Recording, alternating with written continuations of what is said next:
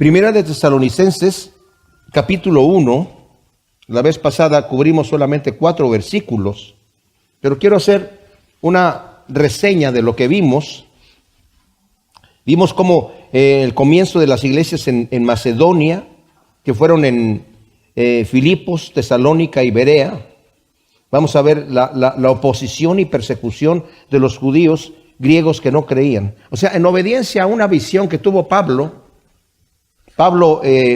estaba con el propósito, en su segundo viaje misionero, de ir a Bitinia, que es la región de Asia del norte, en donde él no había ido a predicar allá.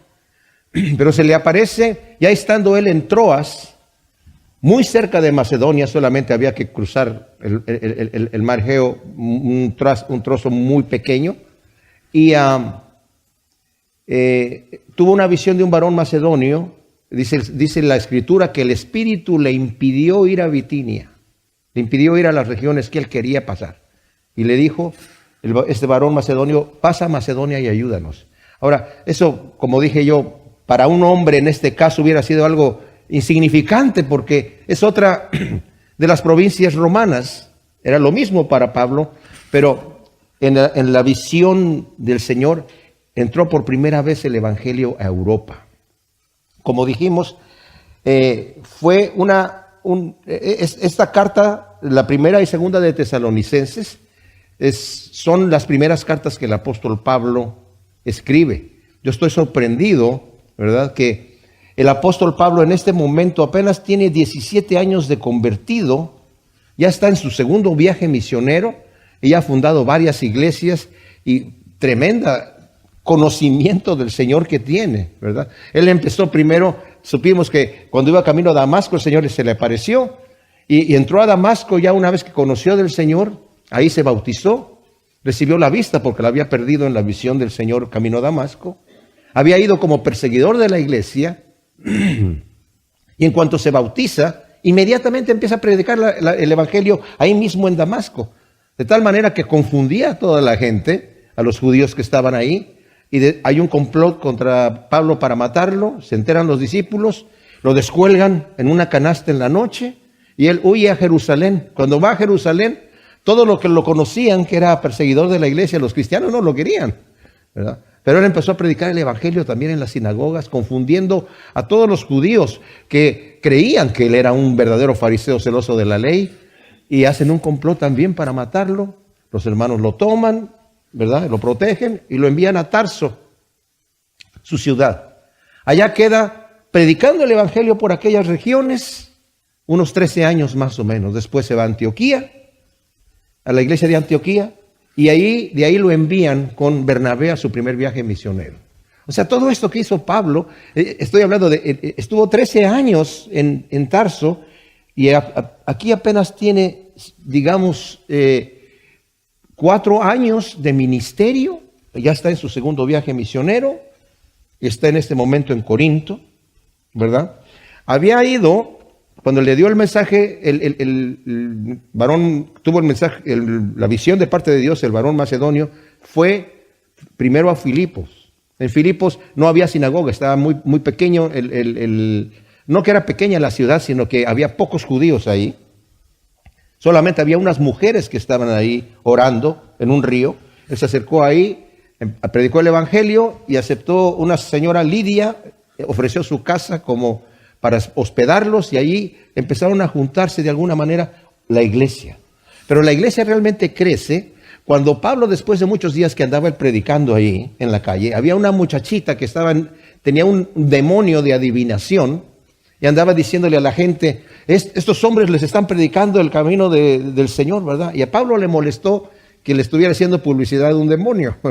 Entonces le dijo a la muchachita, ¿verdad? Le dijo al demonio, sal de ella. Salió el demonio, pero como esta muchachita adivinaba y tenía unos amos a los cuales les proporcionaba mucho dinero, estos señores se enojaron, ¿verdad? Acusaron a Pablo. Este hombre nos está diciendo aquí cosas que son muy raras, nos está hablando de otros dioses, que no nos es, otras leyes que no nos es lícito a nosotros como ciudadanos romanos obedecer, y lo llevan delante de las autoridades. Y como eran muy celosos, era una ciudad libre, eran muy celosos de Filipos, ¿verdad? Como era una ciudad libre, ellos se autogobernaban. Pero si sabían que algo estaba mal desde Roma, pues tendrían problemas. Entonces, llevan a Pablo ante los magistrados sin hacerle ninguna pregunta, los azotan duramente y los meten en la cárcel y los encierran, les ponen los pies en el cepo para que no se puedan mover. Ellos estaban cantando a la medianoche, ¿verdad? Cantando y orando, los presos los escucharon, y a la medianoche viene un terremoto, se abren las puertas de la cárcel, el carcelero, viendo que están abiertas las puertas y los presos están a punto de fugarse, sabe que si lo encuentran de esa manera, a él lo van a torturar, entonces decide suicidarse, y cuando está a punto de suicidarse, Pablo le dice: no te hagas ningún daño, todos estamos aquí, si quieres cierra las puertas, no hay problema, ¿verdad? Entonces llega este hombre temblando, ve que es algo sobrenatural, cierra las puertas, ¿verdad? Pero se lleva a Pablo y a Silas a su casa, les cura las heridas, ¿verdad? Les da de cenar y les dice: señores, ¿qué debo de hacer para ser salvo? Y le dijeron: cree en el Señor Jesucristo y vas a ser salvo tú y tu casa. Entonces les predica el evangelio ahí en su casa, se bautizan, hay gran gozo, pero se los vuelve a llevar a la cárcel porque esa es su obligación. Y en la cárcel al otro día los magistrados le dicen: bueno, ya dejen ir a esos tipos que estaban haciendo ese relajo. Y dice Pablo, le dice el carcelero a Pablo: ya se pueden ir. Y dice Pablo: no, señores, nosotros somos ciudadanos romanos y sin ningún juicio nos castigaron. Y eso estaba prohibidísimo. Entonces los magistrados se asustaron mucho de que eran ciudadanos romanos. Ustedes son ciudadanos romanos, sí, bueno, no sabíamos, miren, perdónenos, pero por favor váyanse de la ciudad porque aquí hay mucho alboroto. Y se van de ahí. Entran entonces a Tesalónica, que es a donde estamos en esta carta aquí. En Tesalónica están menos de un mes porque solamente predican 3 días de reposo en las sinagogas. Obviamente en los días durante la semana estaban hablando con la gente, ¿verdad? Pero los judíos, al ver que muchos de los griegos se convirtieron y creían, tuvieron celos y contrataron a unos vagabundos malvados, ociosos, para que hicieran una turba. Hicieron esta turba y trataron de atrapar a Pablo y a los suyos, pero no los encontraron. Entonces se fueron a la casa de Jasón, que era el que estaba hospedando a Pablo, y tomaron algunos de los cristianos de la iglesia que se acababan de convertir, los arrastraron a la cárcel. Pero entonces ahí Jasón y entre ellos juntaron dinero, dieron su fianza y salieron en libertad. Esto para que veamos el cuadro de persecución que hay ahí, ¿verdad? Después de ahí se van a Berea. En Berea los reciben mejor en las sinagogas.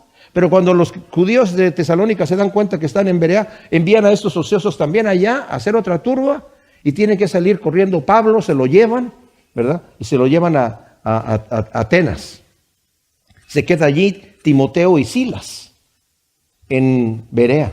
Pero Pablo les manda a decir: por favor, vengan cuanto antes acá a Atenas. Mientras está en Atenas, él se pone a predicar. No tiene mucho éxito en su predicación, ¿verdad? Allí en Atenas. Y después se va a Corinto. A Corinto llega temblando, como él mismo lo dice, con mucho temor y con mucho temblor. No por las situaciones de peligro, sino porque yo me imagino como cualquier cosa que puede pasarnos a nosotros, la duda. Señor, ¿realmente tú me enviaste allá a Macedonia? Llegamos a Filipos y nos empieza a ir bien predicando el evangelio y de repente echamos fuera un demonio y nos dan una tunda terrible, nos meten a la cárcel y gracias a Dios quedó una iglesia firme allí, ¿verdad? El carcelero, su familia y la familia de Lidia y los demás que estaban allí.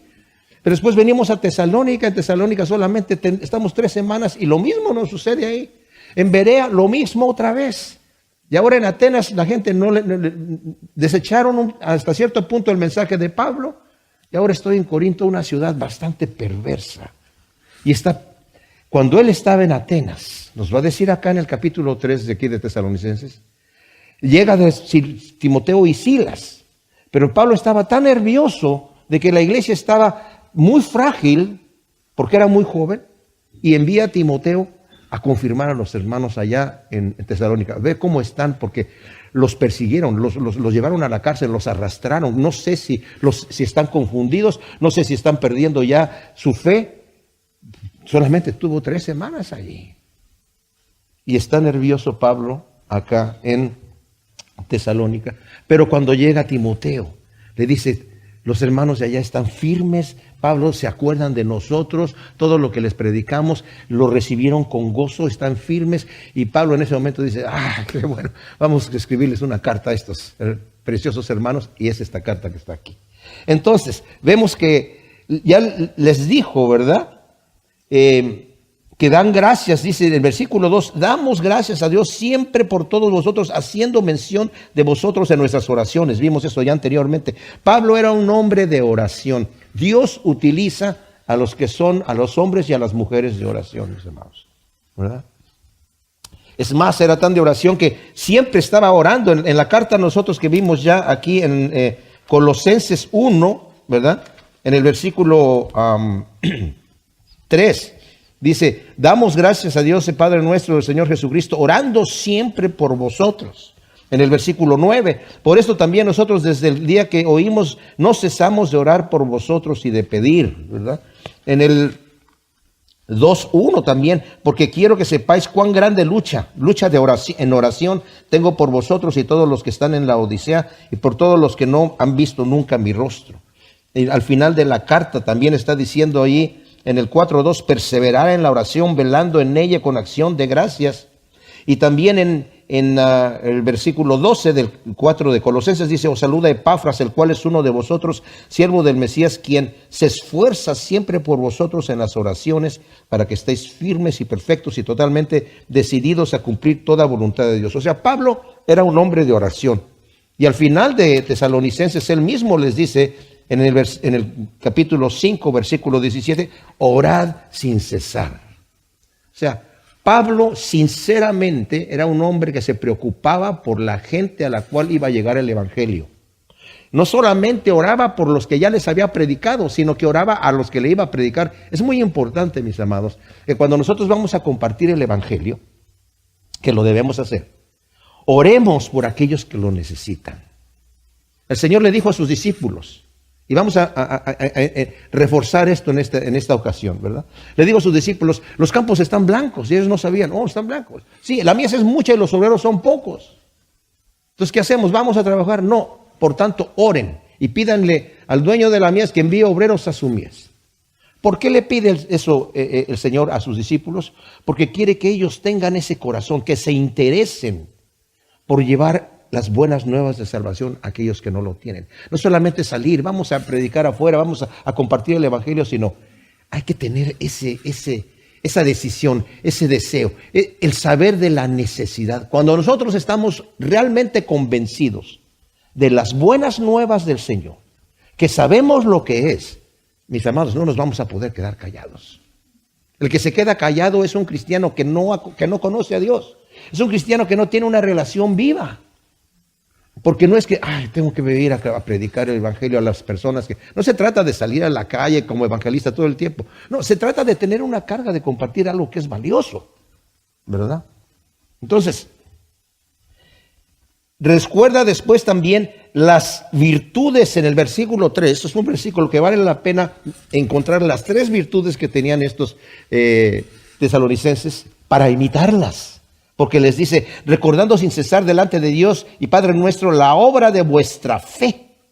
O sea, como dijimos, la fe verdadera tiene obras. Sabemos que la salvación no es por obras, sino por fe. Pero también leímos la vez pasada y consideramos el versículo de 8, 9 y 10 del capítulo 2 de Efesios, en donde Pablo está diciendo, porque por gracia habéis sido salvos por medio de la fe, y esto no es de vosotros, pues es don de Dios, no por obras para que nadie se gloríe, ¿ok? No son obras para alcanzar la salvación. Y inmediatamente el siguiente versículo dice, porque somos hechura suya, creados en Cristo Jesús, para buenas obras, las cuales Dios preparó de antemano para que anduviésemos en ellas. Como dice Santiago, mi fe, si no tiene obras, si no produce nada, es una fe mental, es una fe muerta. Realmente no creo, porque si creyera, estaría actuando, viviendo de acuerdo a lo que estoy diciendo que creo. Entonces, los felicita a estos tesalonicenses por la obra de su fe, por el trabajo de su amor, como vimos en Corintios, dice, si yo no tengo amor de nada, sirve lo que yo haga. De nada sirve lo que yo crea, de nada sirven los dones y talentos que Dios me haya dado. Si el motivo por el cual yo los estoy haciendo no es por amor, de nada me sirve. Pero ustedes no solamente tienen el amor, sino un trabajo. Y la palabra trabajo es una palabra que indica hasta sangrar casi, hasta sudar. O sea, recuerdo el sudor de ustedes en el trabajo arduo que ustedes tienen de llevar, de hacer lo que hagan, lo están haciendo con amor, pero arduamente. No es me van a torcer el brazo para hacer lo que tengo que hacer. Dice, y por la paciencia en la esperanza de Jesús el Mesías, Señor nuestro. O sea, estoy recordando, sabemos, nos hemos enterado, Timoteo nos ha dicho la paciencia que ustedes tienen, la perseverancia en la esperanza de Jesús el Mesías. ¿Por qué? Porque como dice el versículo 10, ¿verdad? Y aguardar de los cielos a su Hijo, el al cual resucitó de entre los muertos, a Jesús, quien nos libra de la ira venidera. Estos tesalonicenses antes adoraban ídolos, no tenían ninguna esperanza, estaban muertos en sus delitos y pecados, como dice Efesios también, pero Dios les dio vida, y en esa vida tienen esa esperanza viva. Nosotros, mis amados, vamos a vivir unas vidas realmente cristianas cuando ponemos nuestra mirada en lo que viene después de la muerte, porque todos vamos a pasar por ahí. Y si no estamos listos para enfrentar esa realidad, no es lo que yo crea lo que me va a pasar, es lo que es. La verdad es una sola, y es lo que es. ¿Y qué es lo que es? Lo que Dios ha dictaminado, ¿verdad? Lo que va a ser. Entonces el Señor me da la oportunidad aquí de volverme a Él. Él me quiere dar vida. Dice, yo he venido ¿para qué? Para que tengan vida y vida en abundancia. Yo no vine a condenar al mundo, sino para que el mundo sea salvo. Yo he venido para que tengan vida. Yo he venido para que su gozo sea completo. ¿No es eso lo que queremos nosotros? Yo soy el camino, la verdad y la vida. Yo soy el camino, yo no quiero estar perdido. Yo soy la verdad, yo no quiero estar engañado. Yo soy la vida, yo no quiero estar muerto. Entonces, recuerdan esas virtudes. Y vamos a volver a considerar el versículo 4 que decía, sabiendo, hermanos amados por Dios, vuestra elección. Sabiendo vuestra elección. ¿Cómo sabe Pablo y sus compañeros que los tesalonicenses son elegidos? Bueno, la primera evidencia está en lo que dice aquí, sabiendo, hermanos, amados por Dios. O sea, ustedes son amados por Dios. Nosotros amamos a Dios porque Dios nos amó primero, dice Juan 4:10, ¿verdad? Y 19. En Juan 3:16 nos dice, de tal manera amó Dios al mundo que nos ha dado a su Hijo unigénito para que todo aquel que en Él cree no se pierda, mas tenga vida eterna, porque no vino, ¿verdad?, el Señor a condenar al mundo, sino para que el mundo sea salvo por Él. El que en Él cree no es condenado, pero el que no cree en Él ya ha sido condenado porque no ha creído en el nombre del unigénito Hijo de Dios. Y yo les digo, este tema de la fe es un tema no de que yo no creo porque no estoy convencido. Yo no creo porque yo no quiero creer. Yo no quiero que nadie me venga a decir lo que yo tengo que hacer y lo que no puedo hacer. Yo no quiero que Dios me ponga unas reglas aquí. Así que yo decido no creer. Se requiere más fe para no creer en Dios, en Cristo Jesús, que para creer en Él. Porque la evidencia es impresionante, ¿verdad? En cuanto a historia, en cuanto a verdad, en cuanto a todo lo que nos rodea. Pablo lo pone de esta manera en Romanos. Dice, el eterno poder y deidad de Dios, que es invisible, el Dios invisible se hace visible por medio de las cosas hechas, de manera que absolutamente nadie tiene excusa, dice la Escritura. Entonces, esta intervención de amor, mis amados, en la obra redentora de Cristo, nos libra de la ira venidera, como acabamos de leer en el versículo 10, ¿verdad? Y la elección es la iniciativa de Dios que se propuso desde la eternidad. Nosotros también leímos la vez pasada, y lo voy a recordar solamente porque estos son versículos preciosísimos, ¿verdad?, que nos demuestra la grandeza del amor de Dios. Bendito, dice Efesios 1:3, el Dios y Padre de nuestro Señor Jesús el Mesías, quien nos bendijo en los cielos con toda bendición espiritual en el Mesías, según nos escogió en Él antes de la fundación del mundo, para que fuésemos santos y sin mancha delante de Él, habiéndonos predestinado en amor para ser adoptados hijos suyos por medio de Jesús el Mesías, según la complacencia de su voluntad, para alabanza de la gloria de su gracia que nos concedió gratuitamente en el amado. Y más adelante en la misma carta nos dice, eso, a la salvación para nosotros es gratis, pero no es barata. El precio fue muy alto y el Señor la pagó. Para que nosotros simplemente lleguemos y digamos, Señor, recíbeme por favor. El Señor me recibe tal como estoy. Él me va a cambiar. Miren, mis amados, el tener temor de decir, no es que yo a mí me gustan las cosas de la carne. ¿A quién no le gustan las cosas de la carne? El pecado es divertido. Pero les digo, ¿qué es el pecado? Es un vicio. Todos los pecados son un vicio. Y no lo necesito. Porque el Señor me dice, tú estás viviendo una vida en donde crees que eres feliz, pero en realidad no. Yo he venido para darte gozo, pero no un gozo barato como el que tú estás viviendo, un gozo completo. Algunos dicen, no, pero es que yo quiero vivir la vida. Yo he venido para que tengas vida, pero no una vida barata, vida en abundancia. En su presencia hay plenitud de gozo y delicias a su diestra para siempre.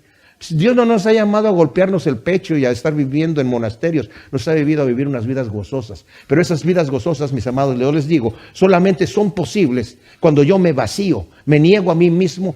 Solamente así, y me someto al Señor, puedo tener el gozo pleno del Espíritu Santo en mi vida.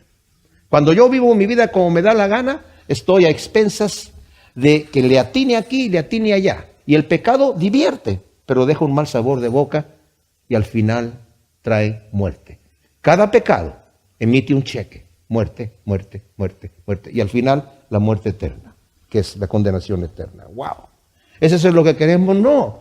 El hombre anda buscando en el lugar equivocado y cree que lo va a tener porque lo tiene así. ¿Y saben cuándo se va a dar cuenta la persona que no se arrepiente? El impenitente se va a dar cuenta cuando esté delante de Dios.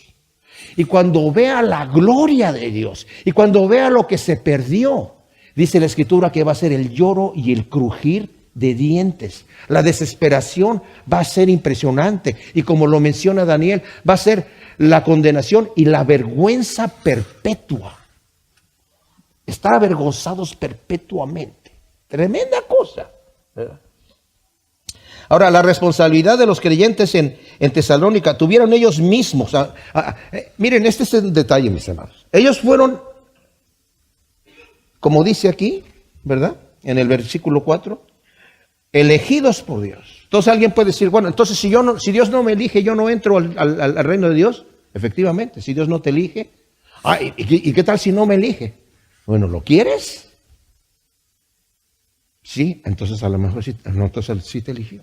No, pero si no lo quiero, entonces tal vez no te eligió. Dios nos elige, Él conoce de antemano lo que vamos a hacer, ¿verdad? A los que antes conoció, también los predestinó para que anduviesen en las obras que Él preparó de antemano para nosotros. Por eso decimos, Cristo tiene un propósito para tu vida. No importa a qué edad lo recibes. No importa, no importa. Tiene un propósito y es un buen propósito. Entonces, ellos tienen la responsabilidad, no es que Dios lo hizo todo por ellos. Ellos tuvieron que escuchar la palabra y tuvieron que oír. Y tuvieron que creer. Ellos fueron llamados a responder a ese evangelio. Tal vez nosotros tenemos tal vez algunos de nosotros tienen una experiencia similar. Íbamos a la iglesia, escuchábamos los cantos y no nos hacía nada. Pero de repente, un día, escuchamos y fue algo diferente en nuestro corazón. Y el Señor nos habló. ¿Por qué? ¿Cómo sucedió? ¿Qué es lo que pasó allí? Que el Señor intervino. La salvación empieza en la eternidad. Miren, mis amados, si la salvación depende de una iniciativa humana, termina con una iniciativa humana. Pero como depende de una iniciativa divina, eterna, tenemos la seguridad de la perseverancia de los santos, que un día vamos a estar en la familia de Dios eternamente disfrutando de su gloria, ¿verdad? Pero es de Dios. Dice Leon Morris, dejando a nosotros mismos, no desearemos abandonar nuestra condición de pecado sin remordimiento. Es solo porque Dios nos redarguye, que nos capacita y que tan siquiera podemos hacer aún el intento de querer volvernos de nuestros pecados. Y no vemos personas, a veces hablamos con personas de Cristo, no vemos a las personas tocando la puerta de la iglesia, por favor, yo necesito que me quiten esta maldad, necesito salir de mi condición de pecador. ¿No vemos esas cosas? ¿O sí? No. Pero Dios cuando opera en nuestro corazón, eso hace. Y de repente llegamos, Señor. Y nosotros los que somos cristianos y que queremos limpiarnos y que queremos purificarnos y que nos avergonzamos de nuestro pecado, está trabajando el Espíritu Santo en nosotros, mis amados. Solamente así, ¿verdad? Entonces aquí en el versículo 4 de Primera de Tesalonicenses, Pablo nos está diciendo algo que es de mucha discusión en las escuelas teológicas. Les está diciendo a los tesalonicenses, ustedes han sido elegidos. Y la pregunta es, ¿cómo sabe Pablo que han sido elegidos, verdad? Bueno, por la reacción de ellos. Quiero decir una cosa, esto es muy peligroso, ¿verdad? Cuando alguien es tocado por medio del Espíritu Santo, cuando viene a la iglesia, y es tocado tal vez por el Espíritu Santo, a través de una canción, de la música entera, tal vez a través del mensaje o de una parte del mensaje, en ese momento hubo un toque de Dios y está a punto de tomar la decisión de decir, sí, Señor. Pero dice, no, mañana, otro día. Casi.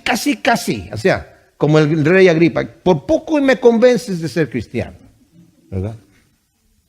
Pensando que tal vez en otro día decido. Dice Hebreos, ¿verdad? 3, del 7 al 11, mientras escuchas hoy su voz, hoy es el día de salvación, mientras escuchas hoy su voz, no endurezcas tu corazón como en el día de la provocación, mis amados. El peor lugar para un pecador no arrepentido, impenitente, ya sea que se diga cristiano o no se diga cristiano.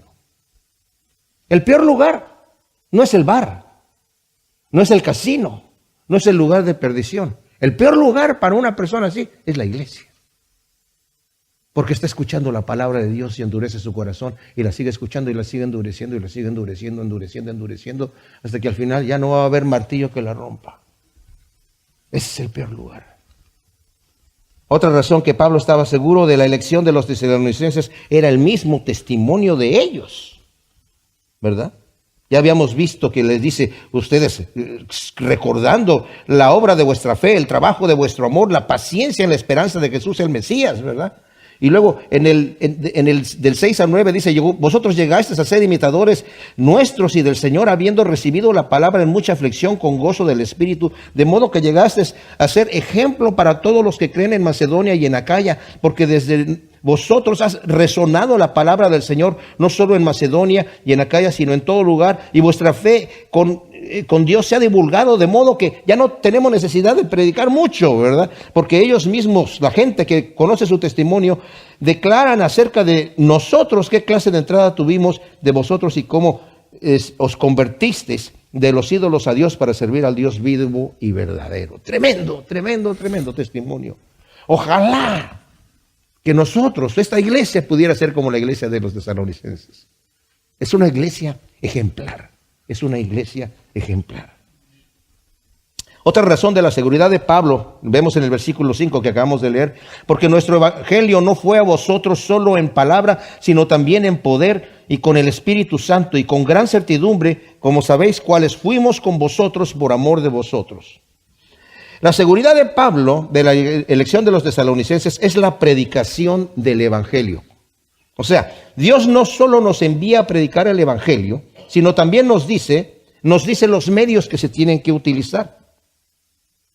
O sea, cuando salimos a proclamar, hay gente que dice, ¿yo para qué predico? Yo tenía un amigo que decía, ¿para qué predico? Si Dios ya los eligió, se van al cielo. Y si no los eligió, se van. ¿Y para qué juego con ellos? ¿Para qué los engaño? No, mis amados, saben que Dios ha escogido que nosotros salgamos a predicar. Él escogió el instrumento, y el instrumento eres tú y yo, que conocemos a Cristo, ¿verdad? Somos los que tenemos que hacer la obra. Utiliza nuestras palabras y nuestra manera de animar a quienes anunciamos para alcanzar a quienes anunciamos el evangelio. Sabemos, dice Pablo, que Dios los ha escogido por cuanto nuestro evangelio fue a vosotros y vino de esta manera, dice Pablo. Nuestro evangelio fue a vosotros y vino de esta manera. No fue a vosotros solo en palabra, dice Pablo aquí. El evangelio llegó a ustedes no solo en palabra, ya que cuando se predica el verdadero evangelio no solo son palabras. Cuando el Espíritu de Dios toma los labios de su siervo, no son solo palabras. Cualquiera puede hablar de los asuntos de Dios, cualquiera puede argumentar teología o asuntos morales, etcétera. Sintaxis es relativamente fácil, saber hablar y poner en orden algunas palabras, eso no es problema, ¿verdad? Pero son palabras. Pero si son razonamientos humanos, son solo palabras. No obstante, si el Espíritu de Dios interviene, no son solo palabras. Hasta que la persona entiende esto, tiende a decir, ¿por qué tengo yo que ir a escuchar por unos 45, 50 minutos a un hombre que está parado detrás de un cajón hablándome a mí ¿por qué yo tengo que ir a escuchar a alguien, verdad? Cuando los sermones ya son anticuados. Estamos en la nueva era. Estamos en la era de la comunicación, en la era de las redes interactivas, de las videoconferencias. ¿Por qué tengo que venir a escuchar hablar a alguien ahí, sentarme? Ni siquiera puedo responder a los asuntos que dice. ¿Por qué tengo que ir a escuchar a alguien que está diciendo solo palabras? La respuesta es, no hay ninguna razón. Para escuchar a alguien que solamente está hablando, no hay ninguna razón de hablar, no hay ninguna razón de escuchar. Para una persona que solamente está hablando, ¿verdad? Pero si el Espíritu de Dios, a menos que la persona está diciendo algo verdadero, pero si el Espíritu de Dios también toma las palabras, toma la boca del predicador que está hablando, no solo está hablando, está comunicando las verdades de Dios. Esa es la grande diferencia, ¿verdad? Dice, no fuimos solamente con palabras, sino con poder. La palabra es dunamis, dinamita. Llegamos con dinamita, ¿verdad? Ahora, esta dinamita no es porque la persona tenga una personalidad muy fuerte o muy interesante y ¡wow! ¿Viste la forma en cómo se mueve? No se trata de eso, sino se trata del poder de Dios. Es más, Pablo dice, yo cuando fui a ustedes, les dice a los corintios, me propuse no llegar con palabras acá muy elocuentes, me propuse no traer nada que pudiera oscurecer de alguna manera el evangelio. Porque el evangelio no es solamente son palabras, es dinamita, es dinamita. Esto es bien interesante, de manera que cuando alguien comparte el mensaje de la cruz, ya sea en un café, en cualquier lugar, no solamente son palabras, es el poder de Dios. Mis amados, el evangelio es poder. El predicar la palabra, a veces pensamos que tenemos que argumentarle más y añadirle cosas. No, el evangelio hay que presentarlo como es, sin añadirle, sin quitarle, sin arreglarle, sin mejorarle. Toda cosa que le queramos poner allí, dañamos. Dice Pablo a los romanos, yo no me avergüenzo del evangelio porque es el poder de Dios para salvación a todo aquel que cree. Las noticias a veces no son muy buenas porque le está hablando del evangelio que son buenas noticias y inmediatamente después de que está diciendo esto, ¿verdad? Empieza a hablar de la persona del inicuo, ¿verdad? Que detiene con injusticia la verdad. Y cómo Dios lo entrega a una mente reprobada para hacer una serie de cosas terribles y describe ahí una serie de maldades, aquellos que niegan a Dios, cómo se corrompen. Eso ya no suena como buena noticia. Y después habla de los moralistas que están criticando a aquellos pervertidos, ¿verdad? Y dice, pero tú haces lo mismo, tú también estás mal. Y luego los religiosos que predican y traen la Biblia en la mano y dicen que predican que no se ha de adulterar, pero adulteras. Predican que no se ha de robar, pero tú robas. Tal vez no de la misma manera, pero lo haces de igual manera. Entonces, ¿cuál es la buena noticia? La buena noticia es que Cristo murió por nosotros y en su muerte está la justicia de nosotros. Y por fe, creyendo, recibimos ese perdón. Pero yo tengo que venir con un corazón dispuesto a decir, Señor, dijo el Señor, el que quiera venir y ser mi discípulo no puede venir como le dé la gana. Tiene que negarse a sí mismo. Y eso cuesta. Tomar su cruz, y eso también cuesta, porque es una muerte lenta, constante. Y entonces sí me puede seguir. De otra manera, va a andar caminando por otro camino.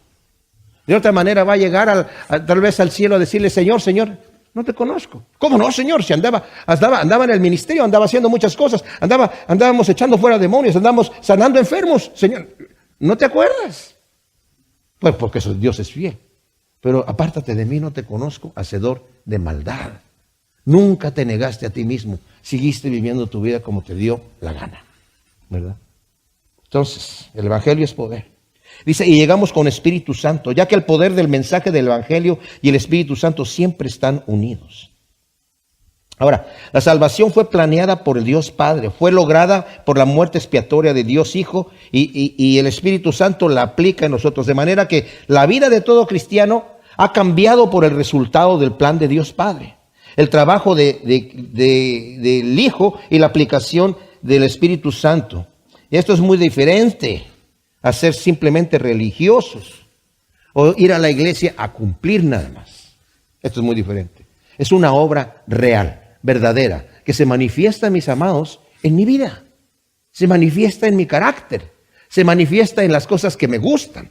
Se manifiesta en las cosas que veo, en las cosas que oigo, en las cosas que digo, en las cosas que hago. Yo puedo decir, es que yo creo en Cristo, pero ir a la iglesia a veces, o sea, no está mal, ¿verdad? Tengo algunos amigos allí, pero yo prefiero el reventón, ¿verdad?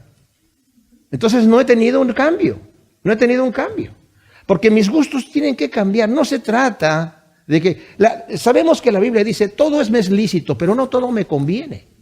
Entonces, cuando yo soy una persona sabia y que quiero realmente hacer lo que el Señor quiere que yo haga y quiero conocer la vida que Él tiene para mí, tengo que dejar de hacer lo que no me conviene.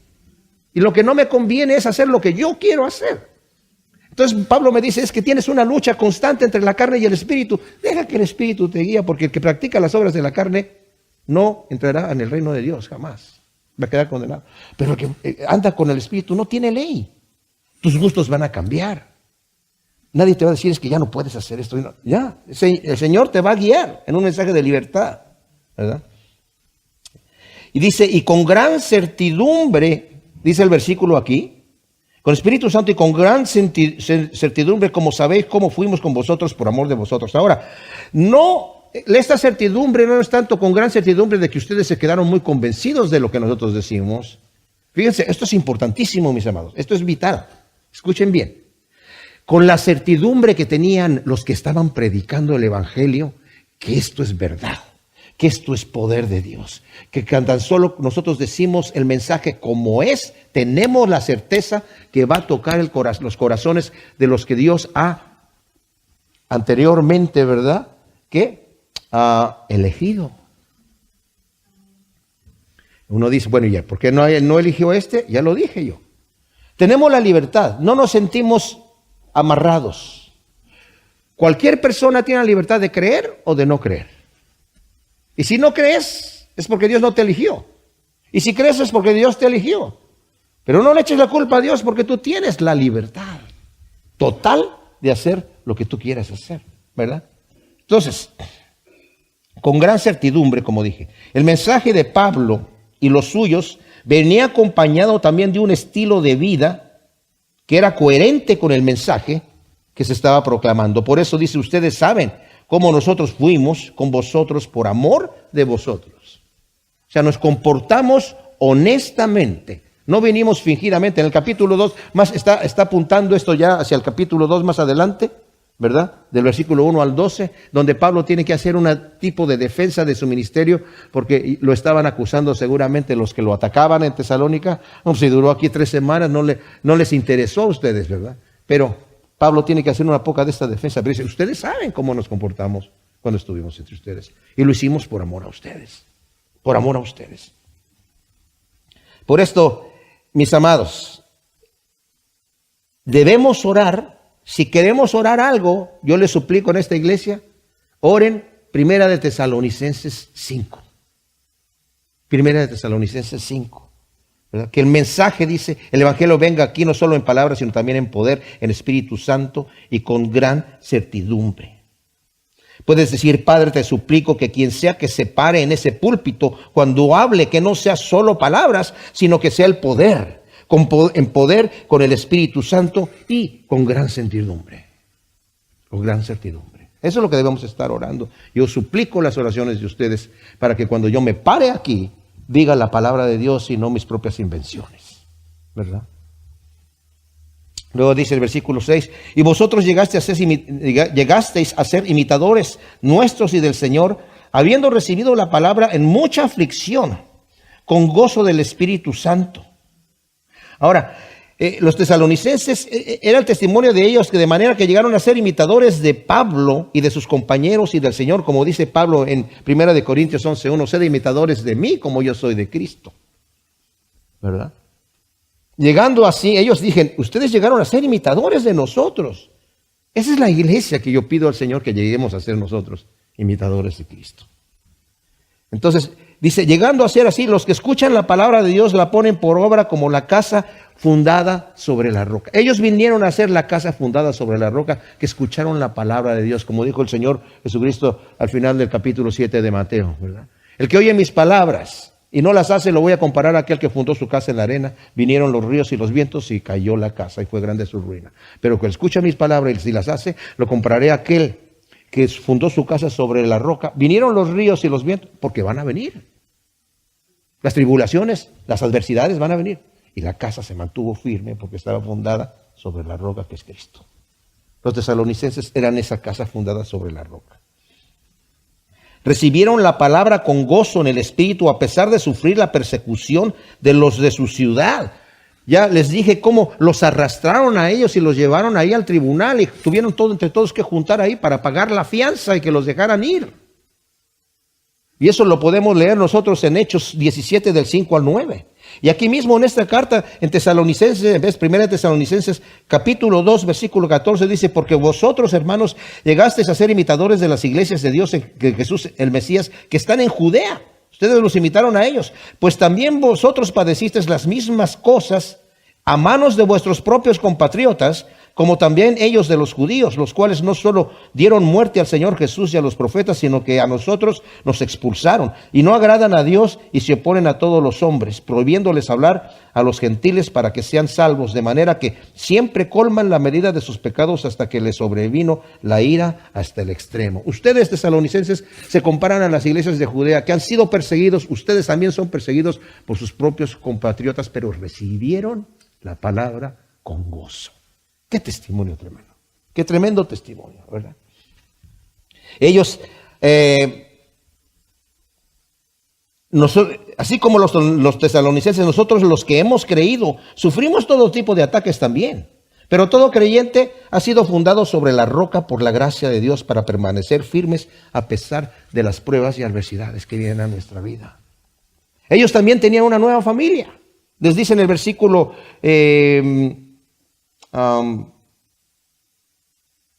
4, sabiendo, hermanos amados por Dios.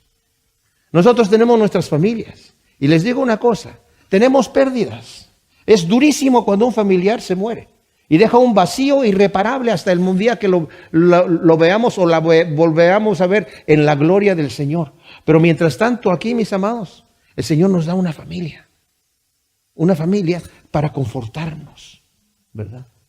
Y los tesalonicenses tal vez recibieron ataques de sus propios compatriotas y de sus propios familiares, ¿verdad? Te apartaste de la religión familiar y ahora te estás en otra situación, pero tenían una nueva familia, una nueva familia.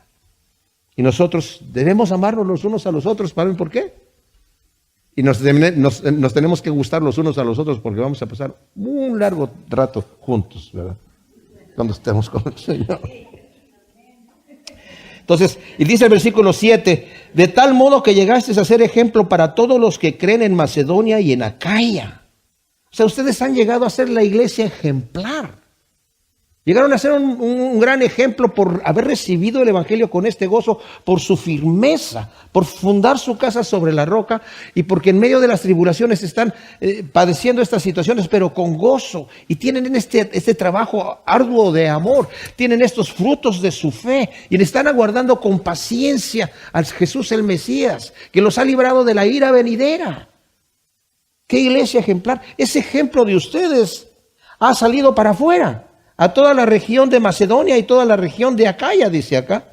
Porque desde vosotros, dice aquí, ha resonado la palabra del Señor no solo en Macedonia y en Acaya, sino en todo lugar, vuestra fe para con Dios se ha divulgado, de modo que no tuvimos necesidad de decir nada. Ahora, cuando dice el versículo 7, ustedes han llegado a ser ejemplo o modelo. Esa palabra en griego es tupos, que significa imprimir algo, como cuando se imprime una moneda, como cuando alguien se golpea y le queda la marca. Entonces, ustedes han dejado la marca de Cristo, la marca de lo que es ser un verdadero cristiano. Ustedes han llegado a dejar esta marca, de manera que ha salido esta fama de ustedes sobre todo Acaya, de manera que nosotros ya no necesitamos decir mucho, dice Pablo. Pablo declara que la palabra de Dios ha resonado desde Tesalónica para toda Macedonia y Acaya y por todo el mundo. Qué tremendo testimonio. Algunas de sus versiones utilizan la palabra que han predicado el evangelio, ¿verdad? Su palabra ha sido predicada. Pero la palabra esta solamente aparece una vez y significa como una caja de resonancia. La palabra de Dios ha resonado de ustedes. Han venido a ser amplificadores, resonadores. El sonido de un resonador no viene del resonador mismo, viene de otro lado. Pero el resonador solamente lo amplifica. Dice, la palabra ha venido de parte de Dios a ustedes y ustedes la han sabido amplificar. ¿Cómo somos nosotros en eso, mis amados? ¿Qué ejemplos te estamos dando, verdad? ¿Qué ejemplo estamos dando? Dice, ustedes han llegado a todo el mundo, no solo de imitar a Cristo, sino de no quedarse callado acerca del evangelio, que ahora sale de ellos con la certidumbre con la que llegó a ellos. O sea, Pablo cuando predicó y los suyos a los tesalonicenses tenían la certeza que la palabra de Dios tenía el poder de cambiarlos. Y ahora los tesalonicenses tienen la misma certeza que la palabra de Dios que ellos están proclamando va a salir afuera a hacer su obra. ¿Y nosotros cómo estamos? Yo sé que hay evangelistas como ministerio dones que el Señor ha repartido. Pero todos nosotros somos llamados a compartir el evangelio. Todos nosotros somos llamados a ser caja de resonancia para la palabra que recibimos de Dios, mis amados, para compartirla afuera. Y luego termina en el versículo 9 y 10, dice, porque ellos mismos declaran acerca de nosotros qué clase de entrada tuvimos a vosotros y cómo os convertisteis desde los ídolos a Dios para servir al Dios vivo y verdadero y aguardar de los cielos a su Hijo, al cual resucitó de entre los muertos, a Jesús, quien nos libra de la ira venidera. ¡Qué tremendo está esto! Los que sabían del testimonio de los tesalonicenses contaban la manera en que Pablo y sus compañeros pudieron entrar y ser acogidos por ellos, con la pronta respuesta de abandonar los ídolos y volverse al Dios vivo y verdadero para servirle. No solamente fue una fe de mental, sino, Señor, aquí estoy para servirte en lo que tú quieras. Tremendo. Todo este testimonio, mis amados, demuestra la verdadera conversión de los tesalonicenses y que se manifiesta en fe, trabajo, amor, celo por el evangelio y una esperanza viva. Esta esperanza viva que la vemos en el versículo 3, donde dice la paciencia y la esperanza de Jesús el Mesías nuestro Señor, ¿verdad? La esperanza que ellos tenían y la que debemos tener nosotros, mis amados, no es una esperanza pasiva, sino activa, con los frutos del Espíritu y con el deseo de santificarse, purificándonos a nosotros mismos al ver que ese día se acerca, el día que estaremos frente al Hijo de Dios. Dice Juan en su primera carta, capítulo 3, ¿cómo vamos a ser nosotros? No sabemos, pero sabemos que seremos semejantes a Él porque le veremos. Y todo aquel que tiene esa esperanza, ¿de qué? De presentarse delante de Cristo, se purifica a sí mismo, así como Él es puro. Cuesta trabajo, mis amados, porque aunque es una obra que Dios está haciendo en nosotros, la carne es una lucha. ¿Quién no tiene lucha con la carne? Levante la mano para yo ir a preguntarle cómo le hace. Hay una lucha constante, pero el Señor nos da la victoria cuando nosotros lo dejamos, porque como dice ahí, ¿verdad? En Corintios 10:13 me parece que es, ¿verdad? Ninguna tentación ha venido a nosotros, ¿qué? no sea humana, sino que Dios juntamente con la tentación abre la puerta, pone una puerta para que podamos salir. El problema es cuando nosotros andamos buscando la puerta. A veces ni la queremos buscar. A veces no quiero ver la puerta, no quiero ver la puerta. Yo no voy a caer, pero no quiero ver la puerta. Plop, caemos, ¿verdad? O sea, es inevitable. Que este ejemplo, mis amados, nos anime a con toda diligencia, como dice Pedro en su segunda carta, en el primer capítulo, añadir a nuestra fe virtud, a la virtud conocimiento, al conocimiento dominio propio, al dominio propio paciencia, a la paciencia piedad, a la piedad afecto fraternal y al afecto fraternal amor. Y hacer resonar la palabra del Señor en donde tengamos oportunidad con la misma certidumbre que tenía Pablo y que tenían los tesalonicenses. Gracias, Señor, te damos por tu palabra. Te pedimos que realmente, Señor, estemos convencidos en nuestro corazón de lo grande que es el evangelio que tú nos has encomendado y por medio del cual tenemos una esperanza viva, Señor. Ayúdanos a proclamarlo, no solamente con palabras, sino con nuestras vidas mismas, Señor. Gracias por tu infinito amor. Gracias en el nombre de Cristo Jesús. Amén.